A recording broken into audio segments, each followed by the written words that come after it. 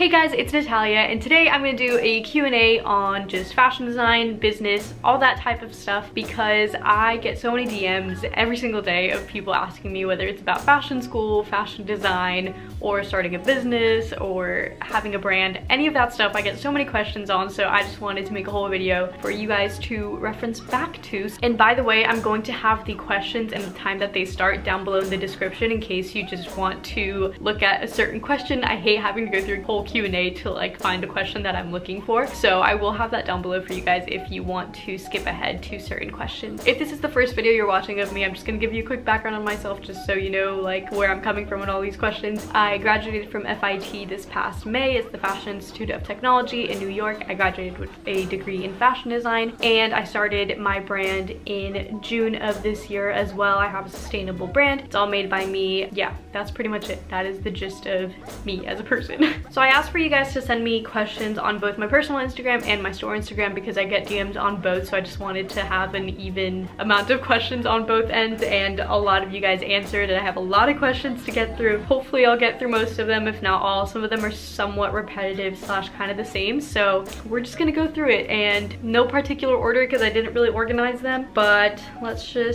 get started. So the first question is NYC too expensive? What are the average living costs? If you didn't know, I lived in New York. I came back during the pandemic. Obviously, I had to move back home, and now I have no plans on returning, unfortunately, but you know, all is well anyway. But yes, NYC is very expensive. It's hard to average out expense costs because it does kind of depend and vary on where you decide to live, your living situation in general. Like if you have a lot of roommates, obviously your rent can be less. If you don't, it's going to be more. It depends on the place you live. Personally, I lived in like Midtown Chelsea area, which was literally 2 blocks from my school, which is why I chose to live there, because I could just walk to school instead of having to commute, which was super nice. But obviously that area is pricey, and I had a very small apartment that I shared with a roommate, and it was still very expensive. I don't really want to share my exact rent, but definitely upwards of $1,000 each at least is something you can definitely expect. Realistically, as a whole, New York is very expensive. Even commuting can be expensive. Taking the subway is expensive, and getting a like month membership type thing is also expensive. It's like $250, which is worth it if you do take it a lot, but like if you don't, then it's not that worth it. And generally, like food's also a little bit expensive. Everything is just expensive. Like that is all I'm gonna say to it. I do think it's worth it if you're living in New York. You're definitely paying for where you live and everything that's around you. It's a really cool experience, wonderful place, but it is very expensive, and I don't think it's for everybody. I don't know. It's just one of those things where like, yeah, it is expensive. The cost of living is really high. You can make it livable. You don't have to live the luxurious life to keep it that expensive, but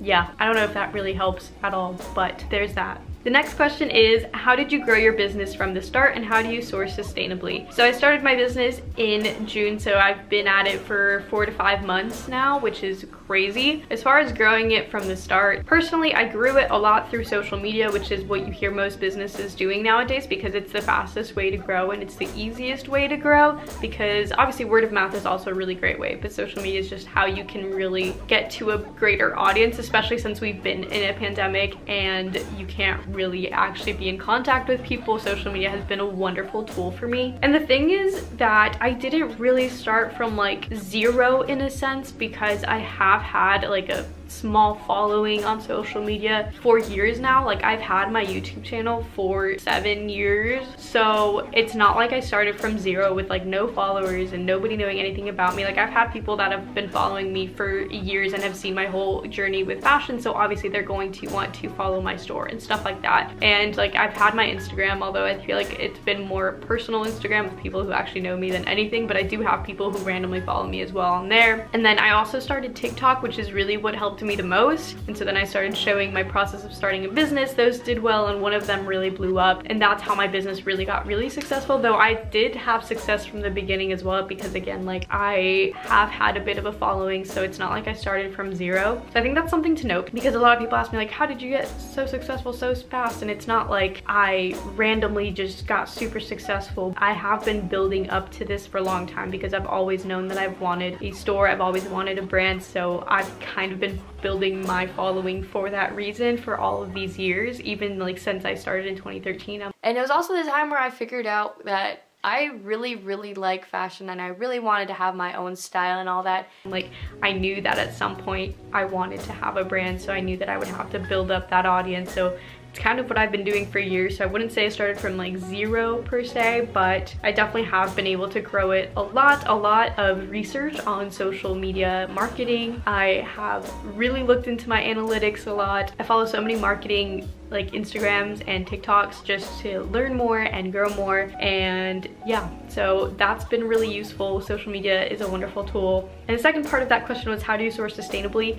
And if you didn't know, my whole brand is sustainable, zero waste, ethical, all that jazz, all the good stuff. Sourcing sustainably is also really difficult, just because I think that sustainability is a very new topic in a sense in a lot of things. So it's hard to find companies that you can really trust to be sustainable. And to be honest, like, I don't fully know how to tell if a fabric store is really actually being sustainable, because it's hard to trace roots back to where they were actually made, how they were made, etc. So I'm gonna put a list of all the websites that I use up here for sourcing my fabrics. My top one is definitely Nature's Fabrics and Blackbird Fabrics are my two top ones that I use the most, but this is a whole list of them. Some of them are thrifted fabrics or dead stock fabrics. Some of them are just like natural fiber fabrics. So there's a lot of ways you can go around that. And I also do go to my local fabric store, which is just a Joann's, because that's all we have around here. And I buy remnants from them. So those are like the leftover yard or less pieces of fabric that are probably not going to sell on the roll. So they just take them off the roll and discount them at 50% off to get rid of them. Otherwise they would go to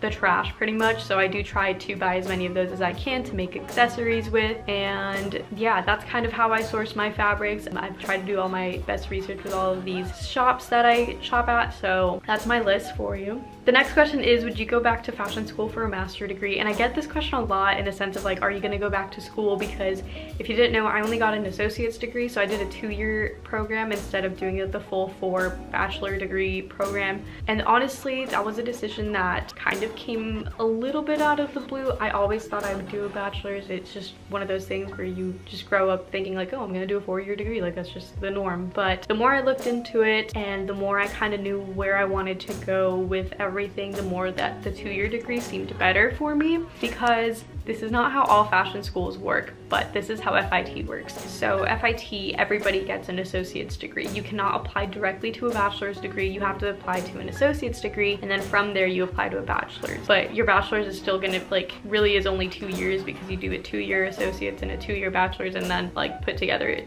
makes it 4 years, if that makes sense. So you don't do like 2 years of associates and 4 years of bachelor's to make 6 years. Like, it's always just 4 years for bachelor's, which is something that people get really confused about all the time. But basically everybody gets a generic fashion design associate's degree, and then from there you reapply to your bachelor's. And basically the difference between the associates and the bachelor's is the associates is like generalized fashion design. It's all the basics, everything that you need to know pretty much. And then when you go to your bachelor's, it's kind of putting that to work, and then you choose a specialization. So during your first semester of bachelor's, you kind of dabble around in all the specializations, and then you get to choose which one you want, and well, you apply for it technically, and then you get chosen into the program. So you could do something like evening wear, it could be lingerie, it could be children's wear, it could be knitwear. So you kind of have all these choices, and then you kind of only do that for the next 1.5 years. For me personally, if I were to do a bachelor's, I would have done evening wear, because that's what I really love to do. But at the same time, I also really love just normal clothes, and I knew that that was something I wanted to do with my future brand.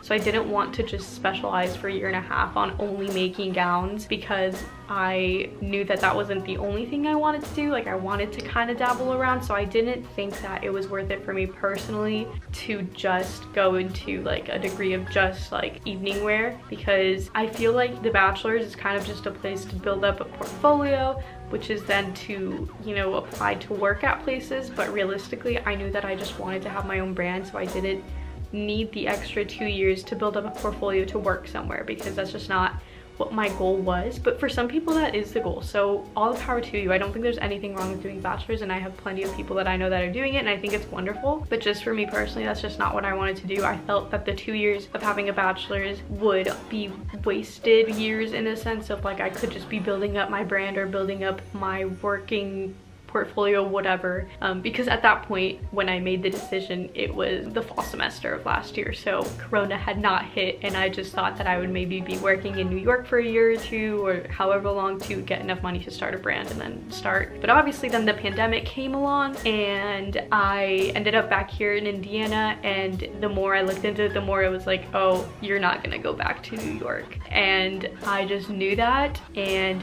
obviously there's no fashion industry here, so I can't just like work in my industry here. So I knew that my best shot was just to start my brand, because I had nothing to lose whatsoever, because I'm living at home and I'm not paying rent. I don't have like anything to worry about financially in that sense. So I knew that I could just like put my all into it and hope for the best, and it has been working out really well for me, so I don't see a reason to have to ever go back to school. I don't know why people ask me this. It just seems like it would be a waste of time and money. If I'm already doing well with my business, I don't see a need to like spend more money and time into going to school again. So no, I am not going to go back to school. The next question is, how did you begin to sew? Was it in school? I started sewing when I was like 14, 15, when I was a freshman in high school. My high school offered sewing classes, so that is where I like actually learned to sew. I like previously had dabbled in sewing. My grandma tried to teach me a few times. I knew basic hand sewing and like whatnot, but I didn't actually sew anything legit until my freshman year of high school is when I really got into it a lot more, because again, my high school offered a sewing class, which is not something that's common, so I'm like very blessed that that was a thing. But yeah, I did start sewing there, and that's how I started building up my portfolio for fashion school and whatnot.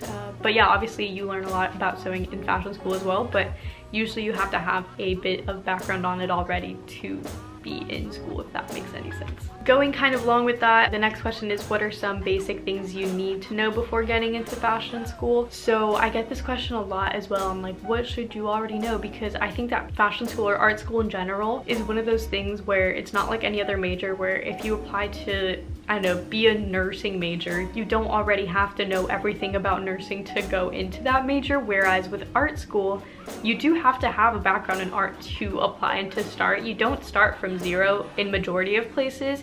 So like for fashion school, for the top places at least, you have to have a portfolio, which means you have to have already sewn stuff and drawn stuff and like have a background in it, so that when you go to school, you're not starting from zero, you're actually just improving on your basic skills, which I think is a really cool thing. But I think it's something that people don't think about, in a sense of like, when we choose these careers and these majors, this is something we've been working for years before even starting in college. You know, it's not something that we started learning in college, it's something we've been working towards since before that, because we had to have a portfolio and we had to have all these basic skills. So definitely you need to know how to sew. You don't have to be the best at sewing, but you do need to have basic skills, because again, you need to have a portfolio of things you've sewn. So obviously you need to have that skill. You need to have somewhat of a basic drawing skill. I had really bad drawings for my portfolio, literally like awful. So I wouldn't say you have to be perfect at any of your skills, but you do have to have those skills kind of in the basics at least. Okay, I had to switch my batteries, so I hope that this setup didn't change too much. But the next question is, do you think having a fashion degree is necessary for what you're doing? And I also get this question a lot, and personally I do not think you need a fashion degree to be a fashion designer. However, that doesn't mean I regret my degree. Like, I'm so glad I went to school for it, because I learned so much, and I wouldn't know half the things that I know today if it wasn't for fashion school. Like, I genuinely enjoyed my experience there a lot, and it was very, very useful. But if it's not in your budget financially to go to fashion school, you don't need it. You can definitely learn things online and practice it at home and do all of that. Obviously it's going to be more work, because you have to teach yourself and you have to kind of figure out what you need to know and whatnot, whereas in fashion school, obviously somebody's telling you what you need to know and helping you and guiding you. So if you have the ability to go to fashion school and it's not a financial burden to you, then go for it and do it, because I think it's really helpful. But if you do not have the means to do it, don't put yourself in debt just to go to fashion school, because I just don't think that's worth it. And I think you can learn a lot on your own anyway, so you might as well just do that and save yourself the money. Just my personal opinion. Again, I personally was able to go to fashion school and I loved it, and I'm so glad that I was able to go. But if you're not in a position to be able to go, then I don't think it is too worth it to be in debt for it, if that makes sense. especially since fashion schools can be very expensive if you're going to the top fashion schools. Definitely very expensive. The next question is, what's it like to start your own company? It's super fun. It's a lot of work though, and I don't think it's for everybody. I think that you definitely have to be a very organized and motivated person to be able to have your own company, especially my company. Like what I do absolutely everything myself. I design everything, I pattern everything, I sew everything, I do all of my marketing. I take most of my pictures by myself nowadays too, and it's just a lot of work. So you need to have the self-motivation and the self-discipline to really get things done, because if you don't, it's just not gonna work out for you, unfortunately, because you need to be really hard on yourself on getting things done. And to really grow, you have to be consistent. So I really don't take days off very often at all, even weekends. I'm definitely working at least like half days on Saturdays or Sundays, just because I need the consistency and I need to keep things up. But it's also just so fulfilling to have my own company and my own brand, and to hear feedback from people is really, really cool. I love when people like send me pictures of them wearing stuff I've made, or they just send me like messages like, I just got my package and I love it, or stuff like that is really, really fulfilling, and it's really, really cool. And I'm just excited to be able to grow it more and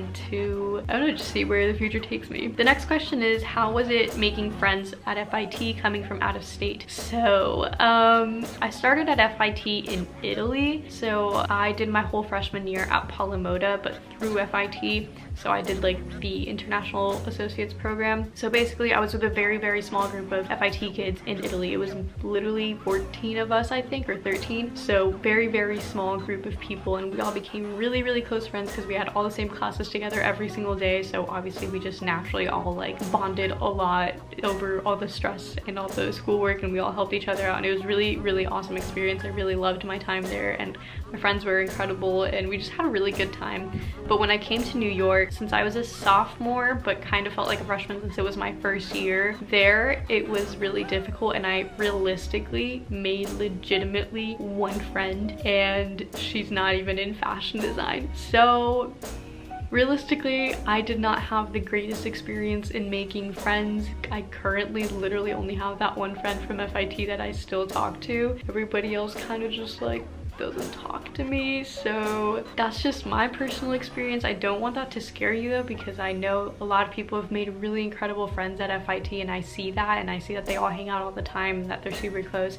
I just personally didn't have that connection with a lot of people, but I'm also on the quieter side. I don't really talk to people in classes, and I'm just a little more introverted, so it's just different for me. So I wouldn't say that to scare you, but I just want to be honest in the sense that I didn't have the best experience ever in making friends, and I don't really have any college friends right now. So I don't know, maybe it would have been different if I started as a freshman at FIT, because I'm sure people would have been a little more open to like meeting me and making friends, just because we would have all been freshmen together. But because I was a sophomore coming in, everybody already had their friend groups and nobody cared to like make new friends. So I don't know, that was just my experience, but it wasn't awful. Like I was fine, but I don't personally really have any friends from FIT currently. The next question is, how do you manage your expenses? So expenses are kind of difficult. I manage everything myself. I just kind of make sure to never spend more than what I have. I've never been in debt for my company. I've never spent more than I had. I try to be reasonable with everything that I buy, and I haven't made too many like huge investments or anything, because again, I don't want to spend more than I have. I track everything. I have QuickBooks, and I kind of go through everything on there, so I always make sure that my cash flow in is higher than my cash flow out.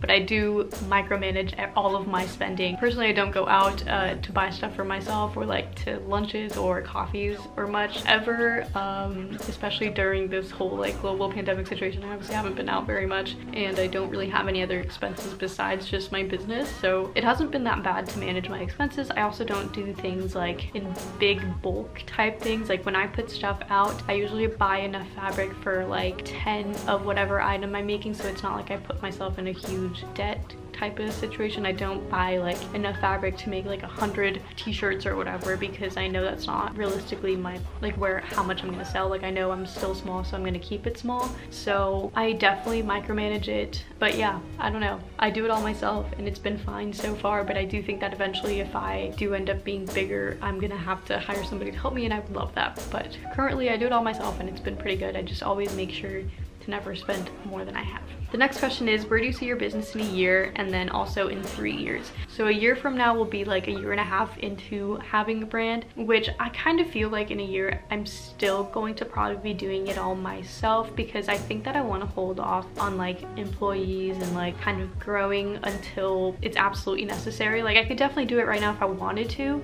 but I don't think it's absolutely necessary, and I think I'm gonna wait it out until like I literally cannot do anything myself anymore to hire people. So I feel like in a year I might still be doing things myself. I might have some freelance like seamstresses, or maybe like somebody helping me on social media side of things. I think that's honestly where I want the most help right now, is just social media. I don't mind sewing things myself, but the marketing is a lot of work and it takes a lot of time. So that's realistically like my first step of like where I want to get help. But maybe I'll have somebody to help me on that side of things in a year, but I don't see like a huge amount of growth yet in a year. I think that a year I'm still gonna kind of be like where I'm at, obviously, but better, but I still think I'm gonna be doing things myself. But I think maybe I will be at the point of like I'm still doing things myself, but maybe about to like go into hiring more people or something. In 3 years though, I do hope to have an actual studio space, like an office space. I think that would be really cool, and I would love to have people like actually on my team and helping me. I obviously want to keep things small. I never want to be a big corporation, and I think that it needs to be small for me to manage everything. I don't ever want to send my stuff out to manufacturers to be made, because I am a zero waste designer, meaning I keep all my scraps, and to be able to do that I have to have things made in my own studio and my own area where I can like manage everything that's happening and oversee everything. So I kind of feel like I'm gonna have to make my own manufacturing area or place or studio, just to make sure that nothing gets wasted, everything is done correctly. So I do want to keep things small, but I would love to grow into like a smaller like studio space or office space and have people that actually do help me daily, whether it's with like the sewing aspect of things or the social media aspect of things. So I'm hoping that in 3 years I have like really consistent sales, like an everyday type thing where I can definitely have a team of people helping me. That's kind of where I would like to be. Obviously, again, keeping things small, keeping things sustainable and manageable, but I would love to have a team. I think it would be really cool to just have people to work with and to have that kind of environment. The next question is, with your brand, how much do you profit financially? And the thing is, I genuinely don't profit that much from my brand because I want to keep things affordable. When I looked up like how to mark up prices, because I really didn't know anything about business, so I did a lot of research on like how much people mark up prices and like what should be my profit margin and all these things. And so many of the places that I looked at were like, you need to profit at least 150% from like what it is for like material costs and labor costs, and like if I did that it would be so expensive for you guys, and I don't want that. And I want to be affordable enough. Obviously I pay myself enough to be able to live still, but it's kind of borderline, and I don't pay myself that much, and I want it to be affordable. I don't want to be another sustainable brand that's like ridiculously expensive. I want to be in a more affordable price range, and I know that even my prices aren't that incredibly affordable, but I know it's the kind of price that if you work and you save like a paycheck for it, like it's still gonna be less than with that whole paycheck, you know what I mean? Like it's not like you have to spend a whole paycheck on my clothing. That's kind of my goal with things. My accessories and stuff are all under like 30, but all of my clothing is 40 and above, which is still really cheap. Like making t-shirts for like $49 is honestly really cheap, and I technically only profit 50% off of it. I only make like $10 on those t-shirts because like $20 is on material cost. I pay myself $20 an hour for making it, and then I really only make like technically $9 because it's only $49 for the t-shirts. So I don't really profit that much off of things, although I feel like I profit more because I'm paying myself the labor cost as well because I'm making everything. But realistically, if I were paying somebody else for labor costs, I'm not making like anything on profit, which is unfortunate. But again, I want to keep things affordable, but at some point I am gonna have to up my prices, because once I move out of my house and have to pay rent and have to like pay all my bills and whatnot, I'm obviously gonna have to actually like make money. So yeah, I don't profit that much off of it. My ideal situation would be to grow my YouTube channel enough where I can make a decent living off of that and then keep my prices low on my store, because I would love to keep it affordable but I obviously still need to like make money for myself and be able to sustain myself. So if I could get that income from somewhere else to then put into my store, that would be really cool. So that is honestly my ideal situation. That would be really cool, and it would be beneficial for me and for you guys, because again, I don't want to be super expensive, but obviously I do need to sustain myself, so I can't keep my prices really low forever either. So that's kind of where it's at. Most people profit a whole lot more from their small businesses, but I just don't want to be that expensive. So there's that. The next question is, do you have any memorable moments at school and stuff like that? I would love to hear about your experience in fashion school. So I kind of touched on this when asked about the FIT friends situation, but I had a lot of really wonderful moments at FIT, mostly during my year in Italy, just because I was in Italy and I was traveling a lot, and I just had a very close-knit class, so we had a lot of really good times together in that sense. I'm gonna be realistic, in New York I really don't have any memorable moments that I can think of at all, because I was not in a good place in my personal life. I was not doing well, so that obviously affected just my whole year there, which is really unfortunate, and I wish that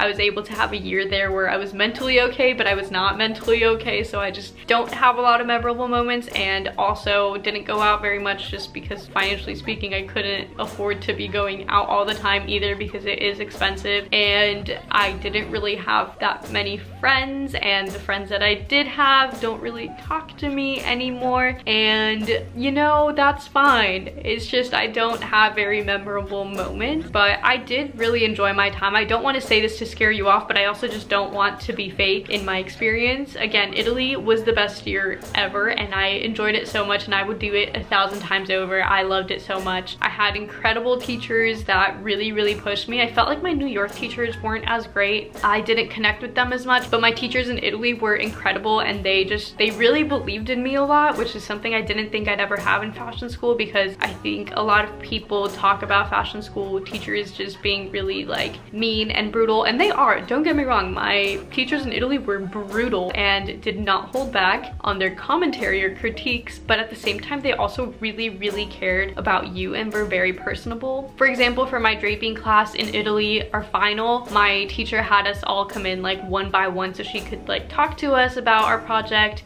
and how we did and show us our grade and whatnot, and she was just so kind to me. She was like, you're gonna do like really great things, like I really believe in you, you're really kind, you need to keep that up, like all these things. And it was just a really wonderful moment that I genuinely just like hold very near and dear to my heart, and it really helped me gain confidence in my designs and who I was, because sometimes I think it's easy to kind of lose faith in yourself when you see all your amazing classmates with all these really incredible ideas and designs, and you kind of just feel like, oh, maybe I'm not as good as the rest. She really gave me a lot of confidence as a designer and really helped me see that, which is really cool. But on the contrary, in New York for my draping class, my teacher never had like a one-on-one with us on like telling us how we did or whatever. It was like a full class, like everybody presented and then she kind of said a few words, but it wasn't like a one-on-one like, this is what I think you're doing great, this is what you could work on, and like words of affirmation, like nothing like that. So I just felt like New York was a little harsher of an environment. Italy was wonderful. So yeah, not too many memorable moments, to be honest. Besides Italy, again, traveling was really incredible, and we went to like Paris Fashion Week and Milan Fashion Week and just saw a lot of really cool behind the scenes stuff. But as far as stuff in New York, I really don't have too many memorable moments, unfortunately, but I'm sure that if I was there longer, I would have. But again, I was in Italy longer than I was in New York because I had to come home mid-semester because of Corona, so I didn't really get the full year experience in New York either, which is unfortunate, and I wish I would have, but you know what? Life goes on. The next question is, being a one-woman business requires so much organization. How do you keep everything functional? I'm just gonna say one thing. Organize your space and your time. It is definitely just all about organization. I do keep things very organized as far as like where my fabrics are, where my patterns are, where all of my supplies are, but even just organizing my time. I have to-do lists every single day. I always make to-do lists. I'm like, I'm gonna do all these things. I make a weekly to-do list, and then I make daily to-do lists, so if I don't get to the stuff that I thought I would every single day, I can put it on to the next day or kind of visualize things. But I think it's so important to plan things out. I'm such a planner. I like to know when I'm doing things, what time I'm doing, because I'm like, okay, I'm gonna do this stuff in the morning, I'm gonna do this stuff in the afternoon. This is kind of the general time span of things. Definitely just have to keep yourself really organized, and again, kind of just keep keep yourself on top of things and motivate yourself and have that self-discipline. Self-discipline is literally going to be your best friend. It is all you need to be successful in kind of managing yourself and a business. So definitely just organization. The next question is, what is your design process? I know a lot of designers go through a lot of research before designing, so I wondered how you do it. I personally have a weird design process in that sometimes I do some sort of research. If I'm feeling uninspired, I kind of have to, like, I don't know, go through books, Pinterest, whatever, and kind of re-inspire myself in some way. But a lot of the times I just kind of get random ideas when I'm like sitting in bed about to go to sleep, and then it'll just come to me and I have to like quickly sketch it out on my sketchbook that I always keep next to my bed. So I wouldn't say I have much of a process. It just kind of happens, kind of like get ideas and jot them down, and sometimes I actually sit down and try to think about it, but a lot of time it just kind of comes to me and I'm like, okay, this is it. So I don't have a huge design process. It just kind of happens, and sometimes I'm like, oh, I want to make this, and I just make it. I know a lot of people do go through an intense research process, and that's kind of what we did in fashion school, so I have done that as well. But because I don't develop like huge collections, I don't really feel the need to have to prep way too much and like doing all these research and stuff, because I don't have like full-on themes that go with all of my collections or anything, although I would love to do that in the near future. But currently I'm just kind of putting stuff out like whenever I think of it. I don't really have like set like ideas and collections and like themes and like background and like all that stuff, so I don't really have much of a design process on that. The next question is, how long does it take you to prepare for a new drop, and what are your steps?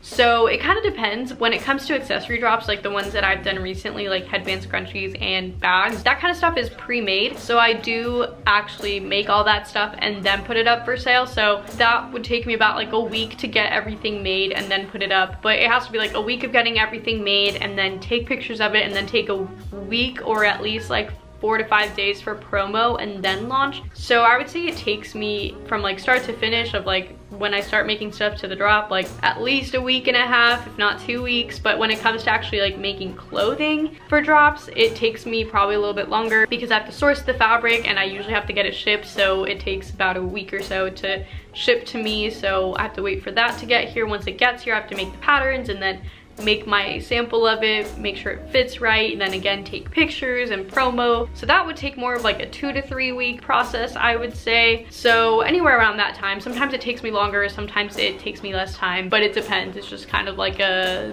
I would say 2 to 4 week process at most for my drops. So that is it for today's video. I hope you guys enjoyed it. I hope that this was really good information for you guys. I tried to be really thorough with my explanations, maybe a little too thorough, but I hope that it was informational. I really try to be very honest with everything. I don't want to sugarcoat things. I want to just be completely open and honest about everything that you guys asked me. So hopefully it was really helpful for you guys. I don't think that there's a lot of people in fashion design that really talk about it.